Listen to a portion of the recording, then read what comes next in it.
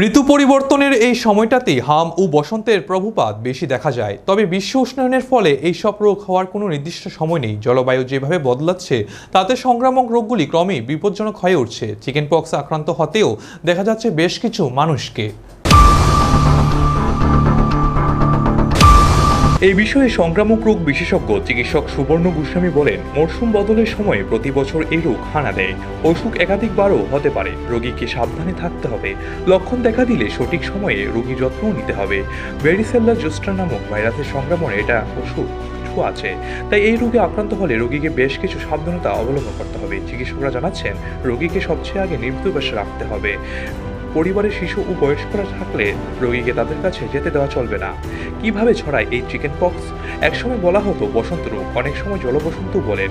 শুধু বসন্তকালে নয়, এবছরে যে কোনো সময় এই রোগ হতে পারে। এবছরের প্রথম 6 মাস অর্থাৎ জানুয়ারি মাস থেকে জুন মাস পর্যন্ত এই রোগের আশঙ্কা বেশি থাকে। তবে এখন খামখেয়ালি ও আবহাওয়ার জন্য সংক্রামিত রোগ যে কোনো সময়ই হতে পারে।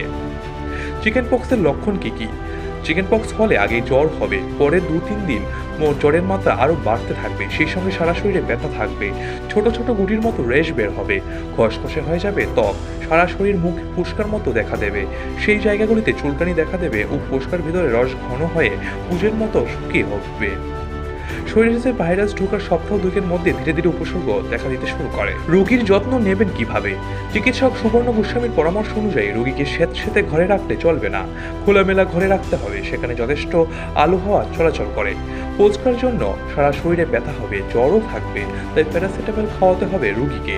চিকিৎসকদের পরামর্শ ছাড়া কোনো রকমের ওষুধ বা অ্যান্টিবায়োটিক খাওয়ানো যাবে না। শিশুরা কেন ভুগছে ডায়াবেটিসে তাও লক্ষ্য রাখতে হবে। ত্বকের প্রদাহ কমাতে ক্যালামাইন লোশন লাগাতে হবে। তেল মশলা খাওয়া একেবারেই চলবে না। বেশি করে তেঁতু খাবার খেতে হবে।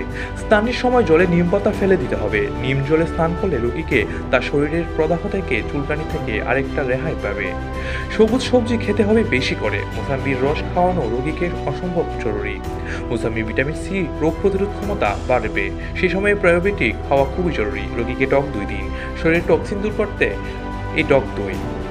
চিকেন পক্স হলে শরীরের রোগ প্রতিরোধ ক্ষমতা কমে যায়। বয়স্কদের ক্ষেত্রে নিউমোনিয়া এবং ব্রঙ্কাইটিসের উপসর্গ দেখা দিতে পারে, তাই দেরি না করে চিকিৎসকদের পরামর্শ নিতে হবে।